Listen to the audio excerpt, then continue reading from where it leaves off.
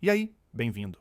Aqui é o canal onde futebol não é só manchete, é análise, é contexto, é o que acontece nos bastidores que a grande mídia passa rápido demais para você não perceber. Hoje o assunto é esse: o que a comissão técnica da seleção brasileira realmente viu no Santos versus Corinthians? E o que isso significa para uma eventual convocação de Neymar? A gente vai passar pela atuação no clássico, pelos números reais da volta do craque, pelo que os olheiros estavam fazendo no camarote da Vila e, o mais importante, pelo que está por trás dessa decisão que Ancelotti precisa tomar hoje. Se você acompanha futebol de verdade e quer entender o que está por trás das notícias e não só repetir manchete, já se inscreve no canal. Aqui a gente explica o jogo fora das quatro linhas. Bora! Olha, antes de qualquer coisa, preciso te contar o que foi o Santos versus Corinthians ontem, porque a manchete não conta tudo. O jogo terminou empatado. Corinthians abriu o placar com um golaço de Memphis Depay. E aqui já vale uma nota. Memphis Depay, com 31 anos, chegou ao Brasil com desconfiança e está sendo um dos melhores jogadores do Brasileirão no primeiro turno. Mas esse papo fica para outro vídeo. O Santos empatou num gol de Gabriel Barbosa. O Gabigol, que, curiosamente, nasceu de uma jogada do próprio Neymar. Mas calma, vou explicar isso daqui a pouco. Agora vamos ao que importa: a atuação do camisa 10. A questão é a seguinte: Neymar jogou. Esteve em campo os 90 minutos. Buscou o jogo. Tentou participar. Tentou criar. E isso já é diferente de um cara que some, que não compete, que desiste. Mas os detalhes contam uma história bem diferente da manchete. 3 lances do primeiro tempo resumem bem o cenário. Aos 17 minutos, Neymar estava mal posicionado quando Memphis puxou o contra-ataque que originou o gol do Corinthians. Nada grave, mas sintomático do ritmo fora de compasso. Aos 39, levou uma entrada dura de Ranieri. Ficou mancando por alguns segundos, demonstrou incômodo no tornozelo. E aqui qualquer torcedor do Santos segurou o coração. Mas voltou normalmente. E o lance mais emblemático, aos 47 minutos do primeiro tempo. Neymar recebe dentro da área, em posição privilegiada, e se embolou com a bola. Errou um cruzamento que em 2017, em 2019, ele faria dormindo. O tipo de fundamento que é memória muscular pura. Aqui está o que muita gente não percebe. Esse tipo de erro não é técnico, é físico e neurológico. O corpo ainda não voltou ao ritmo que o cérebro exige. E isso tem um nome: processo de retomada pós-cirúrgica. Vamos falar de números, porque é aqui que a história muda. Neymar passou por uma artroscopia no joelho esquerdo no fim de 2025. Esse tipo de procedimento, dependendo da extensão, pode levar de 3 a 6 meses para retorno completo ao ritmo de competição. E olha, isso é para atletas que treinam todos os dias em condições ideais. Em 2026, até agora, Neymar disputou apenas 4 partidas, somando 315 minutos em campo. 315 minutos. Isso é menos do que 4 jogos completos. Menos de um mês de futebol em termos de tempo real jogado. Para ter uma referência, um jogador de futebol de alto rendimento precisa, em média, de 800 a 1000 minutos de jogo para recuperar plenamente o ritmo competitivo após uma lesão cirúrgica. Isso está documentado em estudos de fisiologia esportiva publicados pelo British Journal of Sports Medicine, e qualquer preparador físico de clube grande vai te confirmar isso. Neymar tem menos de 1/3 disso. Agora, você pode estar pensando, mas ele ainda assim pode ser convocado, né? Outros jogadores voltaram de lesão e foram à Copa. E você tem razão, tem precedente. Mas aqui está o ponto que diferencia os casos. Quando Ronaldo voltou em 2002, depois das convulsões e da lesão no joelho, ele tinha vindo de uma reta final de Brasileirão, pelo Corinthians, com gols e ritmo real de jogo. Quando voltou, o corpo já tinha feito o trabalho. O que a gente está vendo no Neymar de 2026 é diferente. É um atleta que claramente quer estar em campo, que tem capacidade técnica guardada em algum lugar do corpo, mas que ainda não encontrou o interruptor que liga tudo de volta ao mesmo tempo. E isso não é crítica, é diagnóstico. Agora vem o que quase ninguém comentou direito. No camarote da Vila Belmiro, durante o clássico, estavam 3 nomes da comissão técnica da seleção brasileira: Cláudio Tafarel, o preparador de goleiros, figura histórica, campeão do mundo em 94. Mais os auxiliares Mino Fulco e Francisco Mauri. A presença deles não foi coincidência. Foi missão. E aqui está a parte importante. Eles não foram assistir futebol.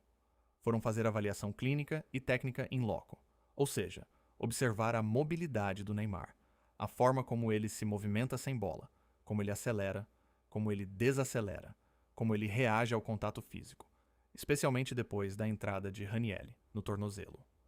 Além do que viram em campo, a comissão tem mantido contato direto com o staff do atleta e com o departamento médico do Santos. O que significa que eles têm acesso a dados que a gente não vê na transmissão.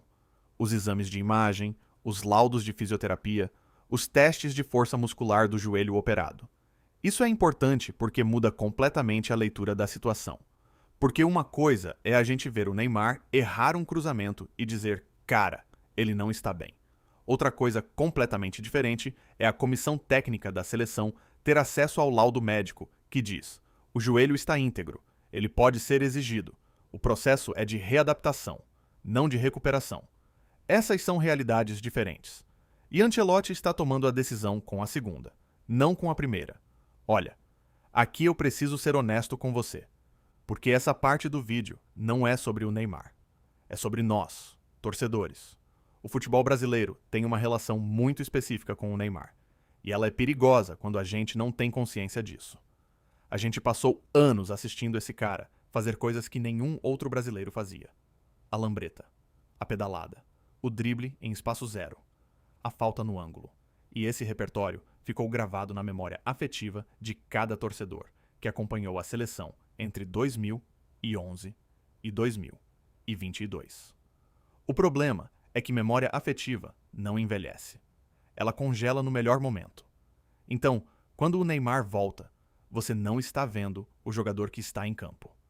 Você está sobrepondo a imagem atual com o fantasma do cara que humilhou a Croácia na Copa de 2014, que carregou o Brasil nas costas em eliminatórias difíceis, que marcou aquele gol olímpico contra a Alemanha no Maracanã em 2016. E aí vem o erro de leitura. O torcedor vê o nome na camisa e já cria a expectativa. E aí, quando o corpo não entrega o que a memória prometeu, a frustração é desproporcional. Isso explica por que as redes sociais ontem foram ao mesmo tempo de defesa fervorosa e de crítica feroz. Não é sobre futebol. É sobre expectativa gerenciada ou não gerenciada. A analogia é simples. É como contratar de volta um funcionário brilhante que ficou 2 anos afastado por doença. Você não coloca ele numa apresentação para o maior cliente da empresa no primeiro dia. Você reintegra. Você reconstrói. Você deixa o ritmo voltar. Convocar o Neymar agora é diferente de escalar o Neymar agora. E aqui está o que muita gente não percebe. Ancelotti provavelmente sabe disso. É aqui que a história muda de verdade. Carlo Ancelotti não é um técnico que convoca por sentimento. Ele é um dos treinadores mais experientes do mundo.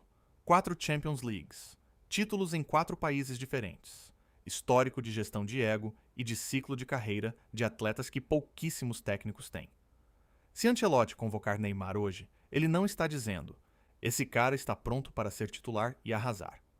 Ele está dizendo algo muito mais calculado. Eu quero esse atleta no ambiente da seleção, me reconectando com o grupo, ganhando confiança, e eu gerencio o uso dele dentro da convocação. É uma convocação estratégica, não uma convocação de performance. E isso tem precedente histórico. Em 2010, Dunga convocou Ronaldinho Gaúcho para a Copa do Mundo, mesmo com o craque longe do seu melhor futebol. E a discussão era exatamente essa. Dunga acabou não convocando. O Brasil caiu nas quartas, mas o debate mostrou que essa tensão entre nome e forma sempre existiu. Em 2022, Tite convocou Neymar, mesmo com ele vindo de sequência irregular no PSG. O Brasil foi às quartas e o Neymar foi o melhor jogador do torneio até a eliminação para a Croácia. Ou seja, a convocação baseada em potencial e histórico pode funcionar, desde que o técnico saiba gerir o tempo de uso e o ambiente em torno do atleta. A questão que fica é: o joelho aguenta a exigência de uma sequência de seleção? E aqui, honestamente, só a comissão médica tem a resposta. Mas antes de fechar, eu preciso fazer justiça com o que aconteceu de bom ontem. Porque teve. O gol do Santos nasceu de uma jogada do Neymar. Ele pressionou a saída de bola do Corinthians, atrapalhou o Gabriel Paulista e o zagueiro se enrolou. Gabigol aproveitou e empatou. É um tipo de contribuição que não aparece no chute certo, no drible, no gol, mas que exige leitura de jogo, posicionamento, intensidade. E ele fez. Nos acréscimos, Neymar ainda foi derrubado na entrada da área e cobrou a falta. Errou a pontaria, mas o movimento de cobrar, de querer, de não se esquivar da responsabilidade no momento de pressão, isso diz alguma coisa sobre o estado mental do atleta. E teve o momento antes do jogo. Ele pediu a bênção para a mãe, Nadine Gonçalves, e para a avó, Dona Berenice, que assistiam do camarote.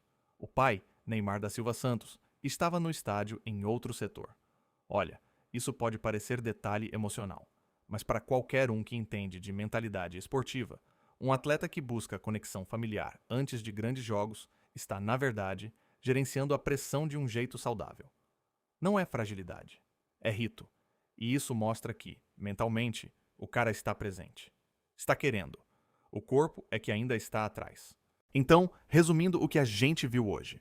Neymar fez um clássico discreto, com limitações físicas visíveis, ainda longe do seu melhor. A comissão técnica da seleção estava na vila, fez a observação e tem dados que vão além do que a gente viu pela televisão. Ancelotti decide hoje. Se convocar, não será pela atuação de ontem.